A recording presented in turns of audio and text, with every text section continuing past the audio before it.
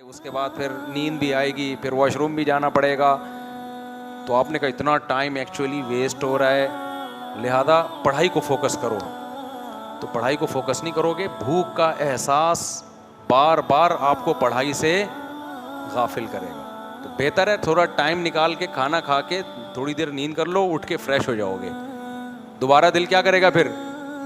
पढ़ाई में। तो जो लड़के शादी नहीं करते, सिर्फ पढ़ाई को फोकस करते हैं, तो वो आंख मटक्के ज़्यादा कर रहे होते हैं, पढ़ाई कम कर रहे होते हैं, और फिर गर्लफ्रेंड की तरफ जा रहे होते हैं, मोबाइलों पे लगे हुए होते हैं, फिर इंटरनेट पर फुहश फिल्में देख देख के टाइम ज़ाया कर रहे होते हैं, फिर हैंड प्रैक्टिस और पता नहीं क्या क्या गंद भला जो गंद सोसाइटी में चल रहा है। तो पढ़ाई तो वैसे भी नहीं होती। लोग मिसालें देते हैं, नहीं वो फलां इतना नेक आदमी, देखें उसने तो शादी नहीं की और पढ़ के इतना बड़ा साइंसदान बना। वो 100 में 1-2 होते हैं ऐसे। 100 में क्या होते हैं? 1-2 होते हैं जो कुछ अलग ही, बहुत उनको अपनी ख्वाहिशात पे कंट्रोल होता है। और अंग्रेज़ों की तो वैसे ही मिसालें न दें, उनके यहाँ तो बाले होते ही नाइट क्लब शुरू हो जाते हैं। तो या तो आप भी ये कर लो, हलाल हराम का फ़र्क ख़त्म करके नाइट क्लब खोल दो। मैं अपने दोस्त का वाक़या बताता हूँ, मेरा शागिर्द भी है, दोस्त भी है। जर्मनी में पढ़ रहा था, उम्र उसकी 30 साल थी। एक अंग्रेज़ ने उससे पूछा तुम्हारी शादी हो गई है? उसने कहा नहीं भाई, अभी तो एक्चुअली हम क्या कर रहे हैं, स्टडी कर रहे हैं, हम कोई शादियाँ करने के लिए थोड़ी आए हुए हैं, जर्मनी में हम पढ़ने के लिए आए हुए हैं। गोरे ने कहा अच्छा फिर गर्लफ्रेंड होगी तुम्हारी कोई? उसने कहा नहीं, दाढ़ी भी है माशाल्लाह लड़के की। अरे भाई पागल हो रहा है कि हम लोग गर्लफ्रेंड में मुसलमान लोग हैं। उसने कहा अच्छा फिर वो कोई लड़कों का शौक होगा? अस्तगफिरुल्लाह, मुझे अच्छा नहीं लग रहा। कह रहे नहीं भाई हम लोग ही नहीं है। कह रहा तू पागल है क्या, तू जिंदा कैसे? अब तक गोरा पूछ रहा है कि तू जिंदा कैसे है भाई, 15 साल हो गए बाले हुए हुए। गोरे में इतनी सेंस तो है कि भाई ये भी एक बॉडी की रिक्वायरमेंट है, इसको कब तक कुछ लोगे आप? 1 साल 2 साल 3 साल 4 साल 5 साल बॉडी की नीड ना होती फिर कोई मसला नहीं था। नेचर है, ये नेचुरल है। देखो एक नीड वो होती है जो होती नहीं है, आप बना लेते हो। कोई चर्स पीता है, ये बॉडी की नीड थी क्या? लेकिन जब पीते पीते थोड़े दिनों में अब ये क्या बन जाएगी? नीड बन जाएगी। तो ये नेचुरल नहीं है, लिहाजा इसका इलाज है कि छोड़ दो चर्स। एक शख्स नशा करता था, उसने मुझे बताया कि मैंने ऐसे नशा छोड़ा कि 2 महीने के लिए कुंडी लगा के ना, ताला लगा के अपने आप को घर में बंद कर लिया। हत्ता कि जुम्मा भी नहीं पढ़ने जाता था कि कोई नशा ही मिल गया जुम्मे में, दोबारा नशे में ना डाल दे। 2 महीने अपने आप को बंद किया, नशा छूट गया, दोबारा उसकी हाजत नहीं होगी फिर। तो निकाह का ऐसे भी नहीं है कि आपके दिल में जो औरत की रग़बत है, आप 2 महीने के लिए कुंडी लगा के अपने आप को बंद कर लें और बिल्कुल नीट क्लीन, सोचना ही नहीं है। जब 2 महीने बाद निकलोगे, पहले से बड़े एटम बम बने हुए होगे आप।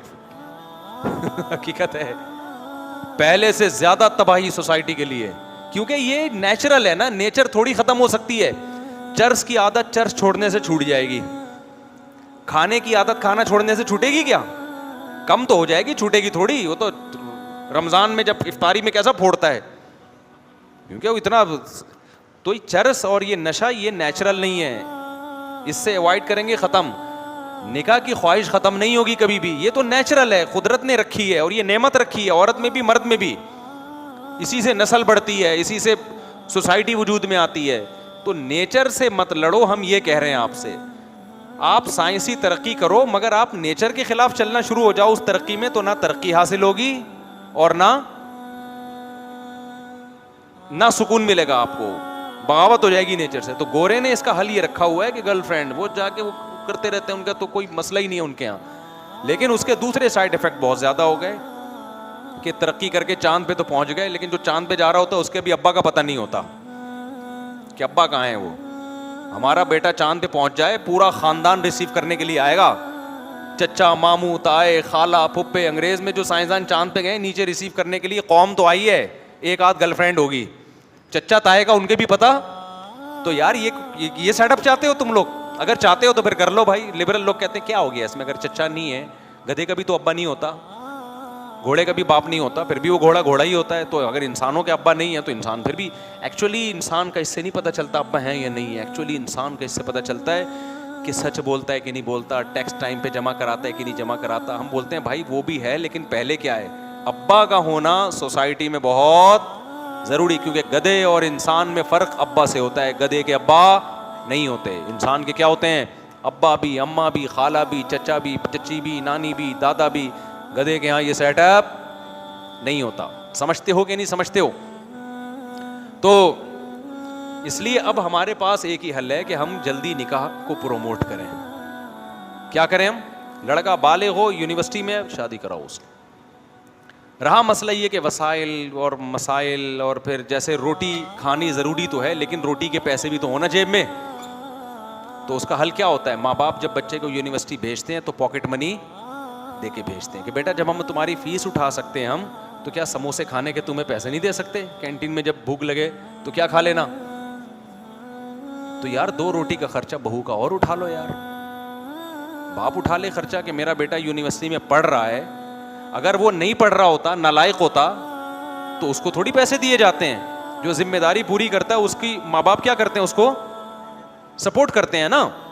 तो बच्चा यूनिवर्सिटी में पढ़ रहा है, नंबर अच्छे आ रहे हैं, इसका मतलब ये अपनी जिम्मेदारी पूरी कर रहा है। तो यार जैसे हमने इसको नाश्ते के पैसे दे के भेजा, लंच बॉक्स अम्मा ने साथ बना के भेजा, किसके खर्चे का था वो लंच?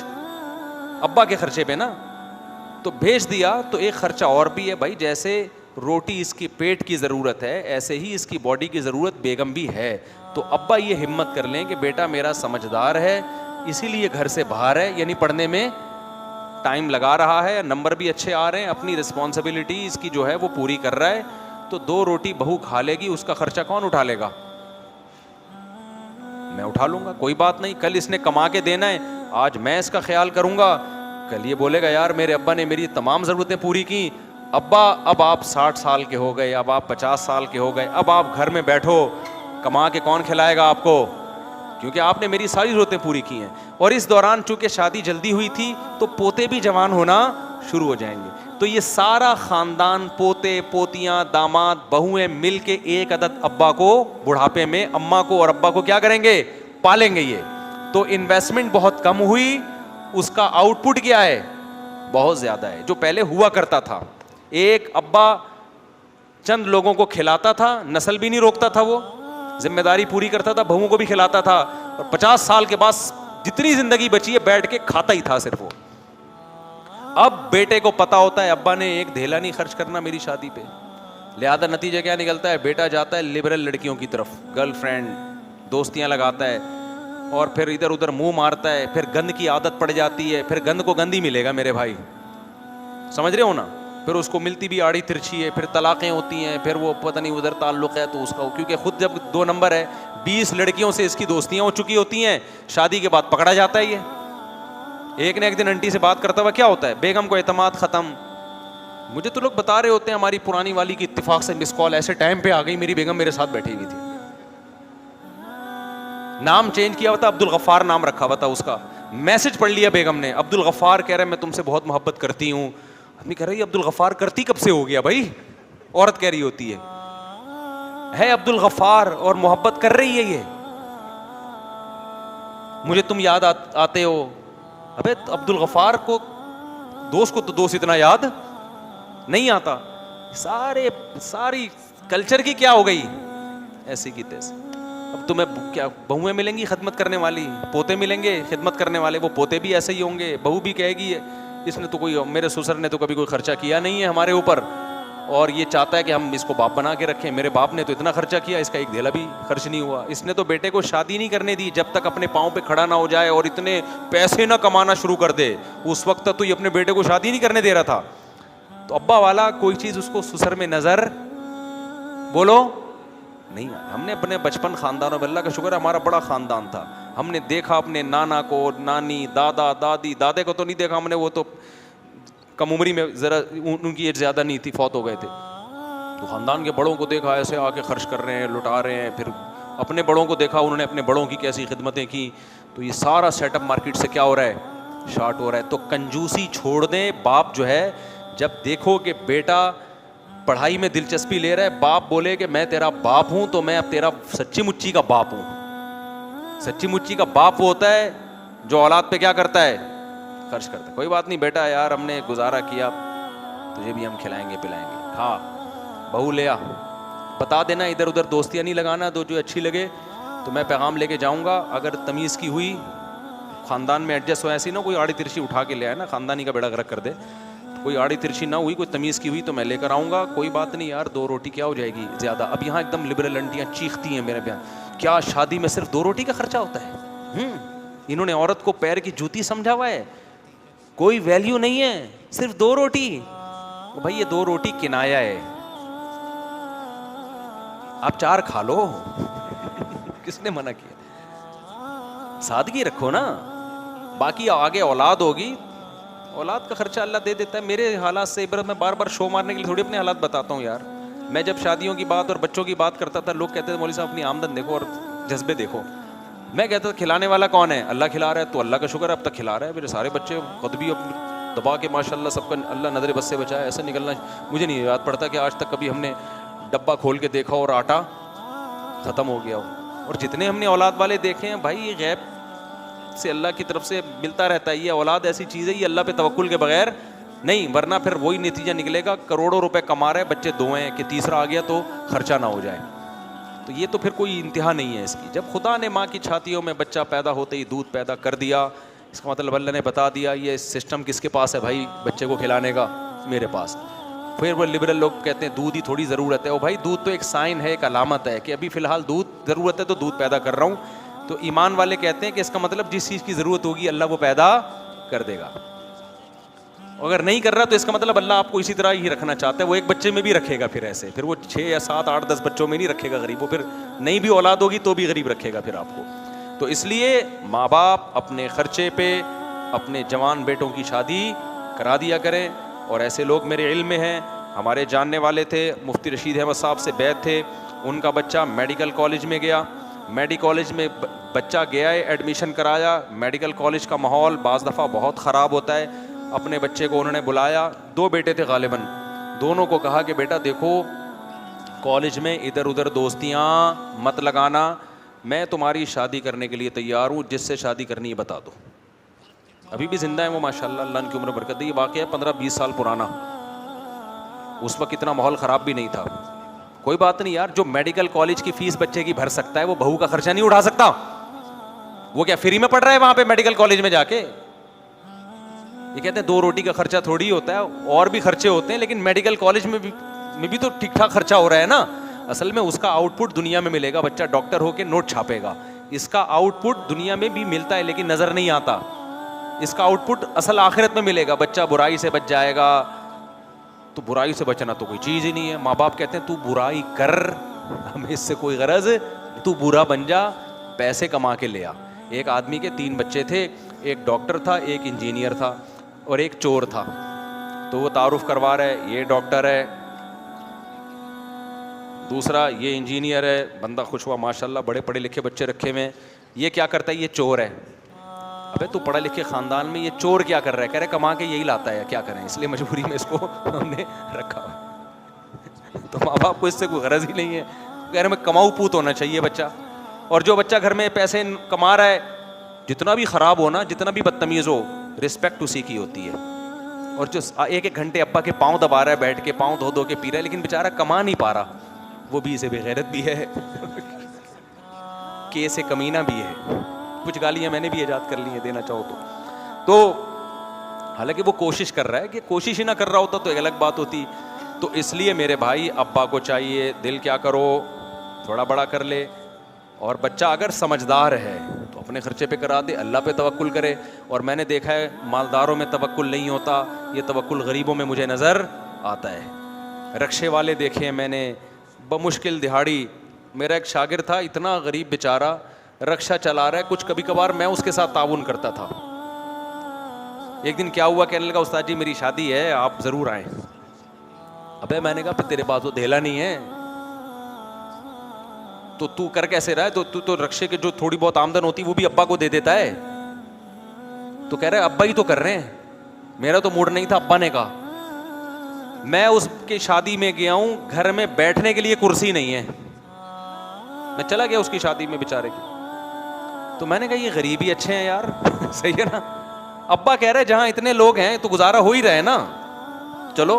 हाँ जाहिर है वो फिर शादी मजीद गरीबों में करते हैं, अब ऐसा नहीं है कि उन्होंने डिफेंस में कर ली और डिफेंस से कोठी से लाए और बैठने के लिए कुर्सी नहीं है, वो तो भाग जाएगी 1 मिनट में, और भागना भी चाहिए उसको। तो उसने अब दुनिया में ऐसे भी तो गरीब है ना जिसके पास ये तो कम से कम रक्षा तो है ना, ऐसे भी गरीब है जिनके पास रक्षा भी नहीं है, तो उनकी बेटियों से करते हैं। तो जिसमें तवक्कुल होता है वो रुकता नहीं है। अब उनके शादी भी हो गई, औलाद भी हो गई, थोड़ी दिन की टेंशन है, वो औलाद होगी, वो भी क्या करेगी, रक्षा चलाएगी। फिर औलादें ज्यादा होती हैं तो घर में आमदन आना शुरू। मैंने बहुत से देखे जिनके बच्चे हैं गरीब थे, जैसे जैसे बच्चे जवान होते गए मालदार नहीं करोड़पति बन गए वो। मैं तो ये वाकयात लिखता नहीं हूँ, लिखूं तो पूरी डायरियां बन जाएं। तो इसलिए ज़र्फ क्या करो। और ऐसे करोड़पति मालदार भी देखे हैं कि जी मैं चूंकि सिर्फ 4 लाख मेरी तनख्वाह है, मेरा अब्बा मेरी शादी नहीं करने दे रहा। कह रहे 4 लाख नहीं, जब तेरी 18 लाख होगी तो फिर सोचेंगे इस बारे में। तो ज़र्फ है, जितना तंग कर लो मेरे भाई, तंग होता चला जाता है। इंसान की ना नेचर में फ्लेक्सिबिलिटी है, लचक है। सखी बनेगा तो बनता चला जाएगा, कंजूस बनेगा तो इंसान कभी एक हाल पे नहीं रहता। देखो आप जिम जाओ, वेट उठाते हो, उठाते चले जाओगे, बाजू मजबूत होते चले जाएंगे, ऐसा ही है ना। नहीं जाओगे, घर में पड़े रहोगे, आहिस्ता आहिस्ता कमजोर। एक हालत पे इंसान कभी भी नहीं रहता। जॉगिंग करोगे, करते स्टेमिना बढ़ता चला जाएगा, 1 चक्कर 2 चक्कर 3 चक्कर। नहीं करोगे तो चलने की सलाहियत भी खत्म। इंसान एक हालत में नहीं रहता। ऐसे ही जो इंसान के अंदर अल्लाह ने क्वालिटीज रखी हैं, सखावत, अल्लाह पे तवक्कुल, बहादुरी, ये चीजें भी एक हालत पे नहीं रहती। अगर फड्डेबाज बनोगे, एक दफा क्या हुआ, एक बंदा पकड़ा गया, उसको पुलिस वालों ने बहुत चित्रौल मारे ना कुछ उगलवाने के लिए। मुझे अपना वाकया सुना रहा था, कह रहा है मैंने नहीं उगला। नहीं, पुलिस वालों ने नहीं, पब्लिक ने मारा उसको। कह रहा है मैंने नहीं उगला। मैंने कहा इतनी मार खाई? कह रहे हमने जेलों में इससे ज्यादा खाई हुई है। तो कह रहे मुझे तो ये जो पब्लिक मार रही थी ना, ऐसा लग रहा था जैसे वो नहीं थोड़ा सा कुछ आगे बढ़े। मुझे अपना वाकया बताया नहीं किया। कह रहे मुझसे बहुत उगलवाया उन्होंने कि तो कोई कुछ जुर्म कर रहा होगा, कि किसने भेजा? कह रहे हम नहीं। मैंने कहा भाई इतनी मार खा के नहीं उगला? कह रहे ये आपको लग रहा है, इतनी मार आपने खाई नहीं है। कह रहे हमने जेलों में साल गुजारे हैं, 2-2 3-3 साल, तो हमारे लिए ये क्या है। तो देखो उसके अंदर वो बहादुरी बढ़ गई ना, गलत चीज में बढ़ी लेकिन बढ़ तो गई ना। तो इंसान की हालत ये है, बहादुर बनता है तो बनता चला जाता है, बुज़दिल बनता है तो बनता चला जाएगा, बुख कंजूस बनता है बनता चला जाएगा, सखी बनता है बनता चला जाएगा। तो ज़र्फ क्या कर लो, थोड़ा सा बड़ा करो, खुद भी जल्दी शादी करो, बेटा बड़ा हो तो। लेकिन मैं बार बार ये कहता हूं कि यकीन हो कि इसमें सलाहियत है,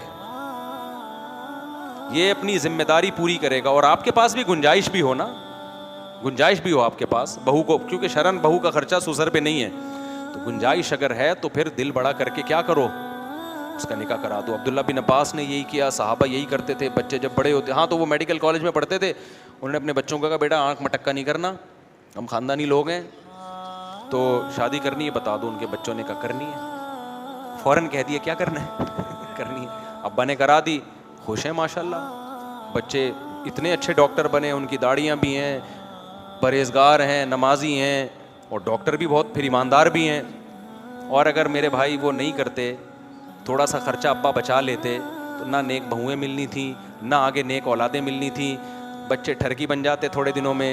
फिर वो ठरक शादी के बाद भी पूरी, एक दफ़ा जब ठरकी बन गया ना, चस्के लग गए लड़कियों के, तो शादी के बाद भी वो चस्के ख़त्म नहीं होते बहुत से लोगों के। फिर आगे बच्चों को पता चलता अब्बा हमारा 2 नंबर है, आंटियों से पता नहीं खाला से क्यों इतनी अब्बा फ्री हो रहे हैं, अम्मी से कभी इतना फ्री हुए नहीं हैं, क्योंकि ठरकी की ठरक फिर फैलती है। तो एक अजीब सा गैर अखलाक़ी सा निज़ाम वजूद में आता। अब्बा के शुरू के थोड़े पैसे बच जाते, फिर ये भी अब्बा को नहीं कमा के खिलाते। ऐसी औलाद फिर खुद कमा के भी बहुत खिलाती है। यार अब्बा ने हर वक्त हमारी ज़रूरत का ख्याल किया, मेजॉरिटी तो अल्हम्दुलिल्लाह ख्याल करती है। लेकिन मैं बार बार कहता हूँ इसमें यह ज़रूरी है कि बच्चे में क्या हो, बहुत ज़्यादा सलाहियत हो, और सिर्फ ज़बानी नहीं हो, प्रैक्टिकली करके दिखा रहा हो, नंबर अच्छे आ रहे हों। क्योंकि अगर ऐसा नहीं है ना, अपनी जिम्मेदारी अमली दावे ना कर रहा हो कि अब्बा आप मेरी शादी कर दें, मैं A+ 95+ तो आएंगे मेरे इंशाल्लाह, आप देखिएगा। तो ना भाई तू 95+ ला के दिखा दे, A1 ग्रेड से पास होके दिखा दे, मैं तेरी उसी दिन तेरी बात तय कर दूंगा। अमल करके दिखाए, ज़बानी दावों पे कभी भी मत जाया करो, क्योंकि ऐसे केसेस हुए हैं। मैंने अब्बा को मना किया इस कमबख्त की शादी मत करो, वो कह रहे हैं आप कह रहे हो मत करो, मैं कह रहा हूं मुझे पता है ये किसी काम का नहीं रहेगा। तो ऐसे भी वाकयात हैं, अब्बा ने फिर भी कर दी। उसके बाद उसने कहा एक ही गम था कि शादी नहीं हो रही, इस चक्कर में कमाएंगे। अब वो गम अब्बा ने पूरा कर दिया। अब वो पोस्तियों की तरह पड़े हुए होते हैं और बच्चे मेरे बयान सुन के स्पीड से पैदा हो रहे हैं। कमाने के बारे में हमारा बयान उसने गौर से नहीं सुना होता, पढ़ाई के बारे में बयान गौर से सुना नहीं होता, शादियों के बारे में और बच्चों की स्पीड के बारे में बार बार रिपीट करके सुना होता है। तो ना वो पढ़ाई को फोकस कर रहा है, ना वो कमाई को फोकस कर रहा है, वो फोकस कर रहा है शादियों को और बच्चों की स्पीड को। और अब्बा की टेंशन क्या हो रही है?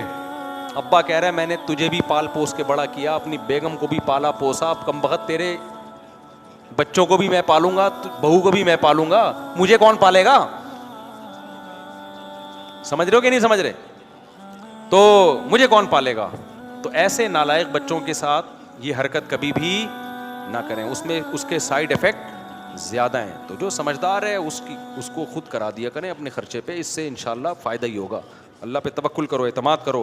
और फायदा नहीं भी हुआ यार, बच्चा नहीं एहसान माना, नालायक हो गया, आपका ज़मीर मुतमईन होगा यार मैंने अपनी औलाद की सारी जिम्मेदारियां पूरी की हैं, क़यामत के दिन मैं क्या आऊँगा? सुर्ख लूँगा। अल्लाह मेरी जो जिम्मेदारियां थी पूरी कर दी मैंने, अब ये एहसान का बदला देंगे तो इनका फ़ायदा है, नहीं देंगे तो इन्हीं का नुकसान है। औलाद जो माँ बाप की खिदमत करती है, माँ बाप को इतना फ़ायदा नहीं होता जितना औलाद को होता है। मैंने जिसको भी देखा माँ बाप की खिदमत की ना, आखिरत तो बाद में अल्लाह लाजमी दुनिया में भी नवाजता है उसको। मैंने कोई ऐसा नहीं देखा माँ बाप की खिदमत की और दुनिया ख़राब हो गई है उसकी। अच्छा भाई दौरान तालीमी हो गया जवाब, तो तालीम के दौरान शादी करनी चाहिए लेकिन अपनी ज़िम्मेदारी पूरी हो रही हो। और अगर अब्बा नहीं कर रहे ना तो फिर उसका तरीका है साइड में कोई बिज़नेस शुरू कर दो। गोरे ऐसा ही करते हैं, वो शादी के लिए नहीं कर रहे होते, पढ़ाई की फ़ीसें निकालने के लिए कर रहे होते हैं। तो बहुत लोग यूरोप जाके पाकिस्तानी ऐसा कर रहे होते हैं, सुबह पढ़ रहे होते हैं, शाम को कहीं जॉब कर रहे होते हैं कि यार पढ़ाई की फ़ीस हम अदा करें। मैंने बहुत यूरोप में, इटली में, जर्मनी में बहुत लोग देखे हैं। तो जब आप यहाँ पढ़ रहे हो तो आप साइड में कोई बिजनेस कर लो कि यार मैं एक अदद बेगम को क्या कर लूँगा, पाल लूँगा। शुरू में टेंशनें होंगी लेकिन ये टेंशनें आइंदा के लिए आपको बड़ी टेंशनों से बचा लेंगे। फिर अगर अब्बा आपको रोकते हैं कि नहीं तुझे तेरे खर्चे पे भी नहीं करनी, फिर अब्बा की बात मानना लाजिम नहीं है, फिर नहीं मानो। बोले अब्बा मैं अपने खर्चे पे कर रहा हूँ, जैसे आपके अब्बा ने आपको मेरा अब्बा बनने से नहीं रोका तो आप भी मुझे किसी और का अब्बा बनने से नहीं रोक सकते। अब्बा बनना हर एक का राइट है। अब्बा कहेंगे मैं तुझे अब्बा बनने से नहीं रोक रहा, मैं कह रहा हूं अभी मत बन, तो आप कहें अब्बा ऐसा अब्बा कहां से लब्बा, ठीक है? अभी बनने तो बुढ़ापे में अब्बा बन के क्या मिलेगा भाई? मुझे दादा बनना है 40 साल की उम्र में, ये बोले अब्बा को मुझे क्या बनना है? दादा बनना है। जी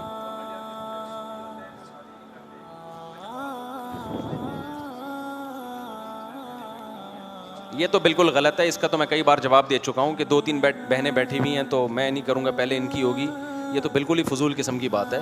आपकी बहनें इसलिए बैठी हुई हैं कि कोई और इसलिए नहीं कर रहा शादी, इसलिए कि उसकी बहनें बैठी हुई हैं। तो अपनी बहनों के चक्कर में दूसरों की बहनों का बेड़ा गर्क करो और वो अपनी बहनों के चक्कर में आपकी बहनों का बेड़ा, तो पागलपना है। जिसकी शादी हो रही है निपटाओ। जब लड़के धड़ाधड़ निकाह करना शुरू करेंगे तो जाहिर है फिर सबकी बहनों की भी शादियाँ हो जाएंगी। तो ये बिल्कुल फजूल सी बात है कि बहनों की जब तक नहीं होती मैं नहीं करूँगा, इससे बहनों का भी बेड़ा गर्क होगा, आपका भी। और शादी से रिलेशन बढ़ता है, मैंने देखा है, कारोबार के मौके बढ़ते हैं, रिश्तों के मौके बढ़ जाते हैं। जब आपका निकाह होगा आपका एक ख़ानदान हो जाएगा, हो सकता है वहीं से कोई बहनों के लिए रिश्ता आ जाए।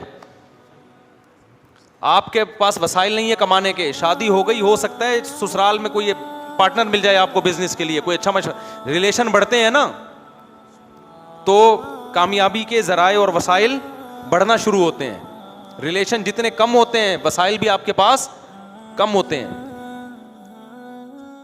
तुम्हारी सालों से न गई हो, बरसों से न गई हो, कभी माँ की उंगलियां सर में लगवाना, जैसे उसका हाथ लगता है ऐसा लगता है जैसे जिब्रील ने पर खोल दी। हाँ, वो लब खोले तो ऐसा लगता है जैसे कि जन्नत की ठंडी हवाएं आने लग गई। देखो मुझे पता है कि माहौल बहुत बुरा है, बस मैं 2-3 जुमलों में अपनी बात को समेट रहा हूँ। इस ज़माने में बुराइयों की लत पड़ जाती है लोगों, इंटरनेट पर फोश फिल्में देखने की आदत पड़ गई है बाज़ लोगों को। ये 2 किस्म के लोग होते हैं, एक वो जो देख रहे हैं मज़े उड़ा रहे हैं, जो क्या कर रहे हैं यार लाइफ को एंजॉय करो, जिना भी कर रहे हैं, मजे उड़ा रहे हैं, और पता नहीं क्या क्या उल्टे सीधे काम हो रहे हैं, मजे उड़ा रहे हैं। एक वो हैं जो ये कर तो रहे हैं लेकिन साथ साथ खुदा से डर भी रहे हैं। समझ में आ रही है बात कि नहीं आ रही, कि यार मैं ये गलत कर रहा हूं। मुझे मालूम है बहुत लड़के फौज फिल्में देखते हैं, फिर आके रोते हैं कि यार मुफ्ती साहब हम चाहते हैं आदत छूट जाए मगर छूट नहीं रही है। हमें पता है ये गलत काम है, जिना गलत काम है, हम चाहते हैं आदत छूट जाए, छूट नहीं रही है। तो ये दूसरा तबका है जो बुराई को बुराई समझ के कर रहा है, उस पे खुश। बोलो यार, सब मेरा भी तो गला है ना, मैं भी तो घंटे से चीख रहा हूं, और अभी मेरा एक और बयान भी आगे जा, तो जब मैं चीख रहा हूं तो थोड़ा सा आप भी चीख लो। घर में जाके जैसे बात करते हो ना बीवी से, ऐसे यहां बैठ के चीखा करो बैठ के। तो दो किस्म के गुनाह हैं, गुनाहगार लोग हैं। एक है जो उन गुनाहों में मस्त हैं, वो मजाक उड़ाते हैं, अबे मौलवियों ने पाबंदियां, अबे ये मौलवी कुछ तो और वो बेहुदा इल्जामात लगा रहे होते हैं। दूसरा वो गुनाहगार है जो गुनाह कर रहा है लेकिन उसको एहसास है कि ये अच्छा काम, बोलो नहीं, उसको एहसास है कि मैं गलत कर रहा हूं, और उस एहसास इतना कि वो चाहता है कि मैं छोड़ दूं वो चाहता है कि मैं छोड़ दूं। तो उसके लिए भी अल्लाह की तरफ से रहमत है कि जो चाहता है ना, चाहने में सीरियस हो, वो टोपी ड्रामे वाला चाहना ना हो। एक चाहना ये होता है कि मैं पहले अच्छी तरह गुनाह कर लूं, जब 55 साल का हो जाऊंगा तो छोड़ दूंगा मैं। जब दांत ही नहीं बचेंगे तो बादाम खाने की से तौबा की तुझे जरूरत क्या है भाई? गुनाह से तौबा उस वक्त है जब गुनाह का जज्बा हो। 55-60 में तो क्या करेगा तू, क्या तीर मार लेगा? तो ये जो गुनाह की हमारी किस्म है ना, कि चाहता है मगर फिर भी हो रहा है। अगर ये चाहता है तो देखो इसको छोड़ने के कुछ नुस्खे हैं, वो नुस्खे इख्तियार करने पड़ेंगे। अगर कर रहे हो उसका मतलब वाकई चाहते हो। और ये मैं मानता हूं कि बाज गुनाहों की लत पड़ जाती है, वो एकदम से नहीं छूटते, तौबा करके भी बाज दफा हो जाते हैं वो गुनाह। लेकिन जो उलुल आज़म लोग हैं ना, वो एक दफा तौबा करते हैं और ऐसा अपनी जिंदगी से उसको निकालते हैं कि दोबारा उसकी तरफ कभी नहीं लौटा। ऐसे मजबूत लोग भी हैं, लेकिन ऐसे भी बेकार लोग भी हैं। इधर तौबा की फिर हो गया, फिर तौबा की फिर हो गया, फिर तौबा की फिर गुनाह हो गया, फिर तौबा की। तो ऐसे लोग 2 बल्कि 3 काम पाबंदी से करें। 3 काम जो चाहते हैं, जो नहीं चाहते उनका तो अल्लाह मियां ने बता दिया कि तुम्हारा तो बेड़ा गर्क होने वाला है। लेकिन जो चाहते हैं ना, उन्होंने 3 काम करने हैं। ये 3 काम करेंगे तो ये इसकी अलामत है कि वाकई ये चाहते हैं। एक आदमी डॉक्टर के पास जाए कि मैं सिगरेट छोड़ना चाहता हूं लेकिन लत पड़ गई है, जब नहीं मिलती तो जिस्म ऐसे होता है, तो डॉक्टर उसको तरीके बताएगा ना। डॉक्टर के पास गया भी इसलिए कि वाकई चाहता है ये। अब तौबा तो कर ली, लेकिन जब सिगरेट की तलब होगी तो दिल चाहेगा ना, तो जिस्म टूटेगा। तो ऐसे ही बास गुनाह ऐसे हैं जिनकी बॉडी को आदत पड़ जाती है। हैंड प्रैक्टिस हो गया, इंटरनेट पर फौज फिल्में देखना, शराब, जिना, इसकी आदत किसको पड़ जाती है? बॉडी को। बॉडी चाहती है कि ये हो। असल इलाज तो ये कि छोड़ दो। जब छोड़ोगे थोड़े दिनों में बॉडी चाहना, बोलो, खत्म। क्योंकि आदत भी तो आपने कर करके डाली है ना, तो छोड़ छोड़ के छूट जाएगी ये। लेकिन अगर फिर भी हो रहा है गुनाह तो 3 काम पाबंदी से करो। अगर गुनाहों की लत पड़ गई है, पहला काम क्या करना है? जब भी हो जाए तौबा लाजमी करनी है। उस पे इत्मीनान करके बैठ नहीं जाना कि अब हो गया तो चलो यार अब तो हो गया। अब ऐसा है कि 25-30 मरतबा और कर लें तो फिर देखेंगे क्या करना है हमने। समझ में आ रही है बात कि नहीं आ रही? हो गया तो फौरन क्या करना है? ऐ अल्लाह, दिल से माफी मांगो, मुझे माफ कर दे।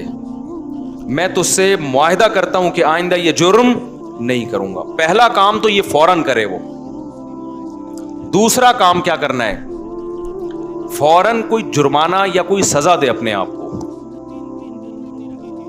अपने आप को बगैर सजा के छोड़ना नहीं है कि आपने कर लिया तो चलो हो जाता है, आखिर इंसान है। नहीं होता भाई, इंसान है तो ठुकाई भी इंसानों की लगती है। अपने आप को क्या देनी है? ऐसी सजा देनी है कि दोबारा गुनाह होते हुए इंसान को वो सजा का तसव्वुर आए कि बेटा ये गुनाह फ्री का नहीं है, इसकी तुझे भारी कीमत देनी पड़ेगी। वो सजा हर एक के लिहाज से मुख्तलिफ होती है। जुर्माना भी हो सकता है, रोज़ा भी हो सकता है, नफली नमाजों की पाबंदी भी, हर वो काम जिसमें दिल को तकलीफ हो। वो सज़ा ना इतनी भारी हो कि दी ना जाए अपने आप को, ना इतनी हल्की हो कि उससे आपको तंबी ही ना हो। बात आ रही है समझ में कि नहीं आ रही? बाज लोगों के लिए एक रोजा रखना भी बहुत मुश्किल है, तो वो सजा में एक रोजा ही रख लें कि जब गुनाह होगा अगले दिन एक रोजा लाजमी रखना है। और बाज लोगों के लिए 10 रोजे रखना भी कोई मुश्किल, बोलो ना, तो 10 रोजे सजा में रखें। बाज लोगों के लिए गुनाह के बाद 1 लाख रुपए सदका करना भी कोई मुश्किल नहीं है, करोड़ों की आमदन है। बाज लोगों के लिए 100 रुपए सदका करना भी क्या है, मुश्किल है, तो वो 100 रुपए रख लें। लेकिन सजा के बगैर अपने आप को छोड़ना नहीं है। ये कितने काम हो गए? 2। इसको मैं मजीद थोड़ा सा डिटेल से बताता हूं। तीसरा काम है दुआ। दुआ ही नहीं छोड़ो, खूब अल्लाह से गिड़गिड़ा के मांगो और मांगते रहो, अल्लाह इस गलीज पलीद गुनाह से मेरी जान छुड़ा दे। मैं इकरारी मुजरिम हूं, बागी मुजरिम नहीं हूं। मैं उन लोगों की तरह नहीं हूं जिनको जब आखिरत से डराया जाता है तो कहते हैं हमें क्या पता क़यामत है या नहीं है। ना ना, मैं मानता हूं इन्न साअत लआतियतुल ला रैब फीहा, अल्लाह एक दिन क़यामत आएगी, तू मुर्दों को जिंदा करेगा, इस गुनाह पे सजा देगा, मैं इकरार करता हूं। तो अल्लाह मुझे तू इस गुनाह से बचने की तौफीक दे दे, आसान कर दे मेरे लिए इस गुनाह से बचना। मैं दावे से कहता हूं मांगता रहेगा ना, इंशाअल्लाह ये गुनाह उसकी जिंदगी से निकल जाएगा। बहुत से नौजवान आते हैं कि हमने हज भी कर लिया, हमने तबलीग में 4 महीने भी लगा लिए, फिर भी गुनाह नहीं छूट रहा हमसे। तो भाई आप कोशिश में लगे रहोगे, आहिस्ता आहिस्ता इंशाअल्लाह छूट जाए। अगर कोशिश नहीं की ना, ये 3 तरीके नहीं इख्तियार किए, तो इसका पता है नुकसान क्या होगा? आज ये गुनाह कर रहे हो ना, कल एक कदम इससे आगे होगा। ये ना समझो कि आज ये गुनाह हो रहा है तो यहाँ ये जो गोरे होमोसेक्सुअलिटी को फैला रहे हैं ना, क्यों? जिना कर चुके हैं ये, अब आगे की तरफ जा रहे हैं ये, और कल इनमें महरम से जिना भी प्रोमोट करेंगे ये, बहनों से। और अल्लाह बचाए, ऐसे अल्फाज लेते हुए भी हमें खुदा का से डर लगता है। ये महरम रिश्तों से भी जिना को लीगल करेंगे कल, क्योंकि उनके यहाँ तौबा नहीं है। तो तौबा जब नहीं है तो हर आने वाला दिन बुराई में एक स्टेप आगे होगा। तो ये 3 काम जो गुनाह के आदी हैं करेंगे कि नहीं करेंगे? इसका फायदा क्या होगा? लोग कहते हैं यार हम तो तौबा भी करते हैं और सदका भी कर रहे हैं, सजा भी दे रहे हैं, फिर भी नहीं छूट रहा। मैं उनसे कहता हूं 2 काम तो हो रहे हैं ना। नंबर 1, उससे ज्यादा आगे की तरफ नहीं जा रहे। अगर ये काम ना कर रहे होते तो फिर आगे जाते, आगे तो स्टॉप हो गया ना, इसी पे ब्रेक लग गई है। एक फायदा ये हुआ। नंबर 2, दूसरा फायदा ये हुआ कि इस गुनाह की वजह से जहां बुराइयों के पलड़े में बुराई आई है, तो वो जो सजा के तौर पर सदका कर रहे हो या रोजा रख रहे हो, तो एक पलड़े में नेकी भी तो आ गई ना। अबे क्या हो गया भाई? जो खुदा गुनाह पे सजा देता है वो नेकियों पे जजा भी तो देता है ना। तो वो रोजा जाया थोड़ी करेगा तुम्हारा कि जी चूंकि इसने गुनाह करके रोजा रखा है तो रोजा गया ना। ना, जब वो गुनाह पे सजा देगा तो आप अल्लाह से कहोगे क़यामत के दिन, अल्लाह जहां मेरी ठुकाई लग रही है तो वो रोजे कहां गए? उसका बदला भी तो चाहिए मुझे। तो नेकी पे तो 10 मिलते हैं और गुनाह पे 1 मिलता है। मैं समझा पा रहा हूं या किसी जैपनीज को बुलाऊं समझाने के लिए? तो इसका पहला फायदा क्या होगा? आगे मजीद आगे जाने से जो फुहश फिल्में देख रहा है, अगर वो फिल्में देख, अल्लाह ना करे कोई देखना अच्छा काम नहीं है, आदत नहीं छूट रही, लेकिन वो जब देखे कुछ सजा दे तो जिना से तो कम से कम बचेगा ना, वो मजीद आगे नहीं जाएगा, क्योंकि वो यहां ही बैरियर लगा रहा है। एक फायदा ये। दूसरा फायदा क्या? जहां गुनाह तराजू में वहीं नेकी भी आ गई तराजू में। तीसरा फायदा क्या होगा? ये तादाद बढ़ेगी नहीं। जैसे जो बुराई करते हैं ना, वो फिर करते करते करते बहुत ज्यादा शुरू कर देते हैं। जब सजा दोगे तो वो बुराई भी एक लिमिट में हो जाएगी, उससे ज्यादा तादाद में क्वालिटी वाइज भी नहीं बढ़ेगी और क्वांटिटी के लिहाज से भी नहीं बढ़ेगी। तो ये फायदे भी तो कोई कम नहीं है ना। लेकिन आपने सिर्फ इन फायदों को फोकस नहीं करना, फोकस इसको करना है कि इसको हमने अपनी जिंदगी से खत्म करना है, ऐसी की तैसी अज़म करना है। भाई आज नहीं कल छूट जाएगा, कल नहीं परसों छूट जाएगा। लेकिन शैतान मायूस कराता है। शैतान कहता है तेरे बस का काम नहीं है, तूने सदके भी दे लिए, तूने तौबा भी कर ली, फिर भी हो जाता है छोड़ यार बस। ना ना ना ना ना ना ना भाई, जिस दिन आपने कह दिया ना बस मैं अब इस पे राजी हूं, तो अल्लाह कहेगा इसका मतलब तू जहन्नम में जाने पे राजी है। अगर लड़ते लड़ते जिंदगी गुजर गई ना, बख्शिश के फिर भी चांस हैं। अल्लाह कहेगा लगा हुआ था कोशिश में, तो चल जो तूने किया वो तूने किया, कुछ मैं भी तो गरीबी लगाऊंगा ना। समझ में नहीं आ रही बात? आप भी अल्लाह से दुआएं मांगो, अल्लाह मैं छोड़ने की कोशिश कर रहा हूँ, छुड़वा दे। ये नहीं कहना कि अल्लाह ये बुराई ऐसे ही भी रहे तो भी जन्नत में भेज देना, ये फिर गलत हो जाएगा। कोशिश में लगा हुआ हूँ, तू मुझसे ये छुड़वा दे। तो लड़ते लड़ते भी जिंदगी गुजर गई, कुछ गरीबियां अल्लाह भी तो लगाएगा ना भाई, कुछ अल्लाह भी तो रहीम है ना, अल्लाह भी तो करीम है। लेकिन अगर कॉम्प्रोमाइज करके बैठ गए ना भाई, हमसे नहीं छूट रहा, अल्लाह कहते हैं जब तुझसे नहीं छूट रहा तो हमसे भी तुझे जन्नत में भेजा नहीं जा रहा। जब तू राजी है तो फिर हम भी राजी। अनुलज़िमुकुमुहा, अल्लाह कहते हैं हम तुझ पे हिदायत थोप दें, वान तुम लहा कारिहून, और तू चाहता ना हो, तो ये नहीं हो सकता। समझते हो कि नहीं समझते, तो अल्लाह इस गधे घोड़ों वाली जिंदगी से हमारी भंगियों चमारों वाली जिंदगी, ये लफ्ज याद रहेगा। जब भी कोई दोस्त आके बोला करे ना, गर्लफ्रेंड बोला यार काम भंगियों चमारों वाले कर रहा है, यार काम कौन से कर रहा है, भंगियों चमारों वाले। और जो कोई शादी किया करे बोलो पैगंबरों वाला काम किया है। दूसरी शादी की है, क्या किया है, पैगंबरों। तीसरी शादी पैगंबरों वाला, चौथी भी की है, बोले सुलेमान अलैहिस्सलाम वाला काम कर लिया तूने तो।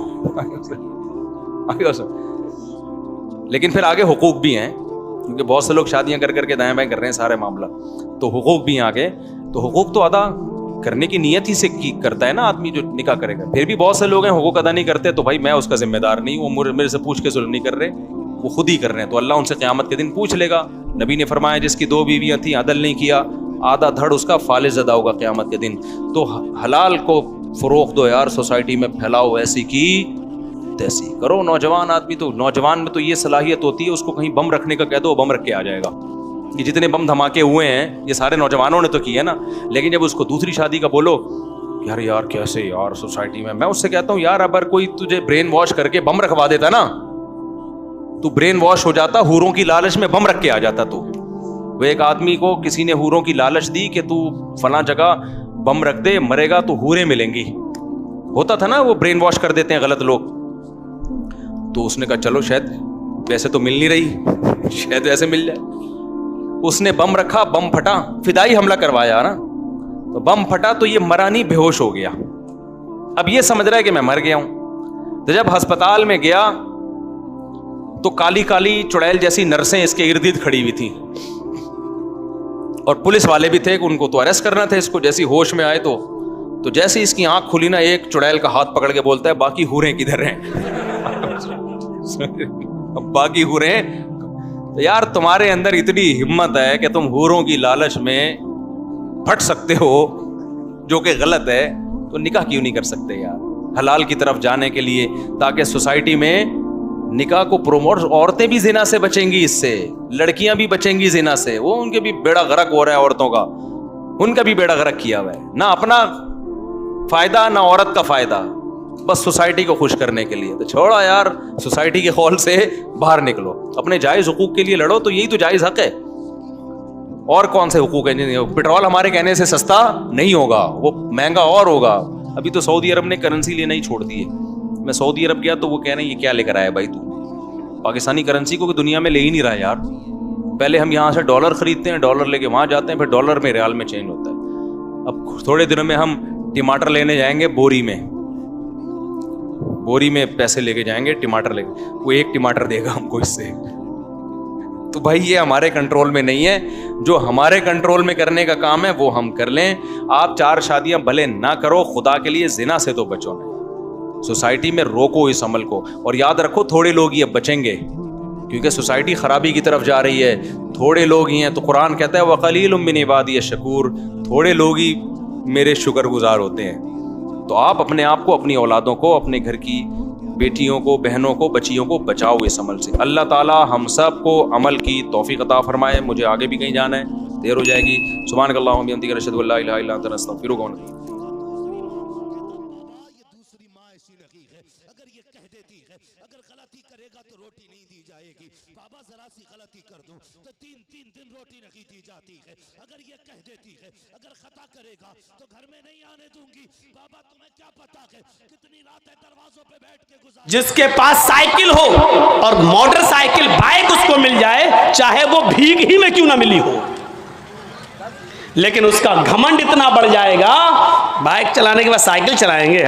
लोग क्या कहेंगे, मेरे दोस्त क्या कहेंगे, साइकिल बाइक चलाने वाला, मतलब भीख में मिली हुई बाइक चला रहा है, वो शर्म महसूस नहीं कर रहा है।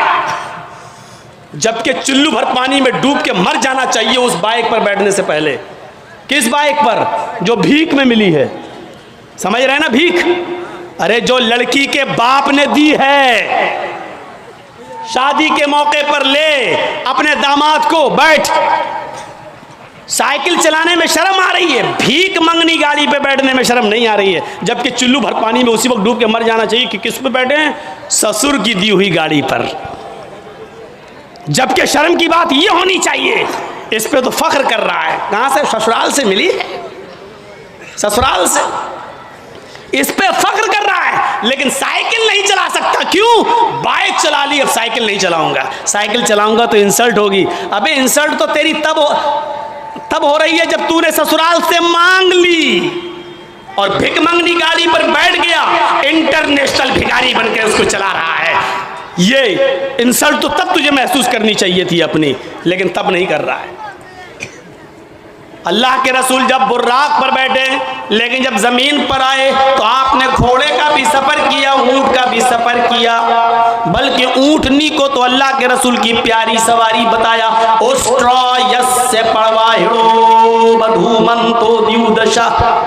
अथर्ववेद के 20वें कांड के अंदर 127वें सूक्त का दूसरे मंत्र में ये कहा गया है कि उसकी प्यारी सवारी ऊंट होगी, वो अक्सर ऊंट का सफर करेगा, ऊंट पर बैठेगा। ये उसकी प्यारी सवारी बताई गई है, प्यारी सवारी, यानी ऐसे इलाके में आएगा जहां ऊंटों पर सवारी करने का चलन होगा। हमारे भारत में लोग यहां इंतजार कर रहे हैं, अब आएगा। उसको बताया गया वो ऊंट वाले जमाने में आएगा। यहां लोग 4 व्हीलर में फॉर्च्यूनर इस्तेमाल कर रहे हैं, यहां इंतजार कर रहे हैं कि आखिरी नबी यहां आएगा, यहां आएगा। जबकि बताया गया मरुस्थल निवास ने, वो रेगिस्तान में आएगा, क्योंकि ऊंट रेगिस्तान में ही सबसे ज्यादा तेजी के साथ दौड़ता है। और रेगिस्तान का जहाज कहा जाता है ऊंट को। उस बस्ती में आएगा जहां रेत होगी, जहां रेगिस्तान होगा, जजीरा होगा, वहां वो आएगा। और यहाँ भारत में लोग इंतजार कर रहे हैं कि वो भारत में आएगा, जबकि उनकी किताबें कह रही हैं मरुस्थल निवास ने, वो मरुस्थल में निवास करेगा, वो मरुस्थल में आएगा। हाय गिरजानाथ मरुस्थल निवास ने, उसका मरुस्थल में आएगा और रेगिस्तानी इलाके में आएगा। उस्ट्रायस और उसकी प्यारी सवारी ऊंट होगी, वो ऊंट के ऊपर बैठेगा। यहां बताया गया कि वो घोड़े पर बैठेगा और बिजली से ज्यादा तेज रफ्तार से चलेगा और आकाश की यात्रा करेगा, यानी वो जन्नत जहन्नम देखने जाएगा। जगतपति, और ये घोड़ा उसको ईश्वर की तरफ से, अल्लाह की तरफ से मिलेगा, जो पूरे दुनिया का रक्षक होगा, पूरी दुनिया का मुहाफिज होगा। यानी ये घोड़ा मोहम्मदुर रसूलुल्लाह को, ये बुर्राक मोहम्मदुर रसूलुल्लाह को दी जाएगी। आसिना साधुमनम, और वो साधुओं की तरह अपनी जिंदगी व्यतीत करेगा, साधुओं की तरह अपनी जिंदगी गुजारेगा। साधु किसको कहते हैं ये सुन लीजिए। साधु उसको नहीं कहते हैं जो चोला पहन ले और बीवी बच्चों को छोड़ दे और जंगल में चला जाए, राम राम राम राम राम राम राम राम करता रहे। इसी तरीके से हमारे मुसलमानों में भी एक तबका पैदा हुआ जिसको सूफी कहा जाता है। वो तस्बीह हाथ में लेते हैं और अल्लाहू अल्लाहू, कभी कभी झटका मारते हैं, कभी देखिएगा आप झटके मारेंगे, अल्लाहू अल्लाहू अल्लाहू ऐसे करेंगे। कभी चिमटा ले लेंगे अपने हाथ में, चिमटी ट्रेनों में मिलेंगे, अल्लाहू अल्लाहू अल्लाह, इस तरीके से करेंगे। ऐसा वो महसूस कराएंगे आपको कि हमारे अंदर अल्लाह घुस गया है, अल्लाह हमारे नस नस में है, अल्लाहू अल्लाहू, वो झटके मारेंगे। ऐसे लोग आपको जहाँ मिलें इनको उल्टी छुरी से काटो। ये दुनिया के सबसे बड़े हराम खोर लोग हैं, कौम के ऊपर बोझ बने हैं। इनसे पूछो खाना कहाँ से आएगा, चुप, अल्लाहू अल्लाहू अल्लाहू। एक से मैंने पूछा भाई खाना कहाँ, शाम को खाना क्या कर, कहाँ से आएगा, अल्लाहू अल्लाहू। आपने कहा सुन लिया, अल्लाहू अल्लाहू, खाना कहाँ से आएगा शाम को ये तो बताओ, अल्लाह देगा, अल्लाहू अल्लाहू अल्लाहू। मतलब मोहल्ले वाले उनको खाना पहुंचाते हैं, ये लोग हराम खोर लोग हैं, बीवी बच्चों को छोड़े बैठे। बीवी बच्चों को छोड़कर किसी भी जगह चले जाना मेरे भाइयों, और इबादत में मसरूफ होना, ये सबसे बड़ा इस्लाम का इस्लामी दुश्मनी है। ये इस्लाम दीन मुअतदिल है। मुअतदिल जानते हो? इस्लाम नमाज का हुक्म तो देता है, लेकिन पूरा दिन और पूरी रात मुसल्ला बिछा के नमाज पढ़ने की इजाजत आपको नहीं देता है। इस्लाम आपको रोजा रखने का हुक्म तो देता है, लेकिन कंटिन्यू और मुसलसल 12 महीने हर रोज रोजा रखने की इजाजत आपको नहीं देता है। इस्लाम आपको ज़कात देने का हुक्म तो देता है, लेकिन अपना सारा माल अल्लाह की राह में लुटा देना और खुद फकीर बन जाना, गरीब बन जाना, इसकी इजाजत इस्लाम आपको नहीं देता है। इस्लाम आपको हज की इजाजत तो देता है कि हज कीजिए, लेकिन यह नहीं कहता कि हज करने के लिए तुम अपना घर बेच दो, अपना मकान बेच दो, अपनी दुकान बेच दो, लेकिन हज करो। हज करना जाना जरूरी है, चाहे दुकान बेचना पड़े, चाहे मकान बेचना पड़े, इस्लाम इस बात की इजाजत नहीं देता है। इसी तरीके से इस्लाम नमाज पढ़ने का हुक्म देता है, लेकिन इबादत बच्चों का हक मार कर, बीवी का हक मार कर, कमाना धमाना छोड़कर, मेहनत और मजदूरी करना छोड़कर, मस्जिदों में, खानकाहों में, जंगलों पर, मज़ारों पर या किसी जगह बैठकर अल्लाहू अल्लाहू करने की इजाजत ये इस्लाम नहीं देता है। इसीलिए फरमाया फ़इज़ा क़ुज़ियतिस सलातु फंतशिरू फिल अर्ज़ वब्तगू मिन फ़ज़लिल्लाह। दिनों में सबसे अच्छा दिन जुमे का दिन है, लेकिन जुमे का दिन भी पूरी की पूरी इबादत का दिन नहीं है। सबसे आला और अफजल दिन जुमे का है, लेकिन जुमे का दिन भी पूरा का पूरा सुबह से शाम तक अल्लाह की इबादत में नहीं लगा सकते हो। जब जुमे की नमाज पढ़ लो, जब जुमे की नमाज पूरी कर ली जाए, फंतशिरू फिल अर्ज़, तो हमारी जमीन में फैल जाओ, वब्तगू मिन फ़ज़लिल्लाह, हमने जो रिज़्क़ उतारा है उसको तलाश करो, मेहनत करो, मजदूरी करो, रिक्शा चलाओ, दुकान पे बैठो, हलाल रोजी जो हमने उतारी है उसको कमाओ और अपने बीवी बच्चों को खिलाओ। जुमे का दिन सबसे बड़ा दिन, जुमे का दिन सबसे अफजल दिन, जुमे का दिन सैयदुल अय्याम, तमाम दिनों में सबसे बेहतर, तमाम दिनों का सरदार है जुमे का दिन। लेकिन इसके बावजूद अल्लाह के रसूल ने पूरा का पूरा दिन इबादत का नहीं रखा है। और क्या फरमाया? जब जुमे की नमाज हो जाए, जुमा पढ़ लो, तो अब निकलो मस्जिद से, अब मस्जिद में मत बैठो। सुभान अल्लाह अल्हम्दुलिल्लाह का वजीफा नहीं, तुम्हारी बीवी है, तुम्हारे बच्चे हैं, उनके लिए मेहनत करो, कमाओ, रिक्शा चलाओ, मेहनत करो, मजदूरी करो और शाम तक मेहनत मजदूरी करके कमा कर लाओ और अपनी बीवी बच्चों को खिलाओ। ये भी इबादत है मेरे प्यारे साथियों। इस्लाम ने आपको सिर्फ अल्लाहू अल्लाहू करने के लिए नहीं भेजा है। तो वो साधु होगा, साधुओं की तरह अपनी जिंदगी गुजारेगा। साधु उसको कहते हैं जिसके पास किसी चीज की कमी ना हो, न दौलत की, ना जमीन और जायदाद की, जिसके पास सब कुछ हो, लेकिन उसने अपने ऊपर खर्च ना किया हो, बल्कि उसको गरीबों और मिस्कीनों पर खर्च कर दिया हो। साधु किसको कहते हैं? सुन लीजिए, ये साधु नहीं है। ये आप जिनको समझ रहे हैं, आसाराम हो, राम रहीम हो, बाबा रामदेव हो, या हमारे यूपी वाले हों, ये साधु नहीं है। साधु कहते हैं कि जिसके पास सब कुछ हो, लेकिन उसने अपने ऊपर खर्च ना किया हो, गरीबों और मिस्कीनों में लुटा दिया हो। इस साधु की परिभाषा में, इस साधु के इंट्रोडक्शन में सिर्फ मुहम्मदुर रसूलुल्लाह पूरे उतरते हैं। आपके पास किसी चीज की कमी नहीं थी, सब कुछ था। आप कुर्बानी करते हैं ना बकरा ईद पर? कितना बकरा कुर्बानी करते हैं? 1, 2? गाय की कुर्बानी देते हैं, कितने लोग उसमें हिस्सा लेते हैं? 1 गाय में 7।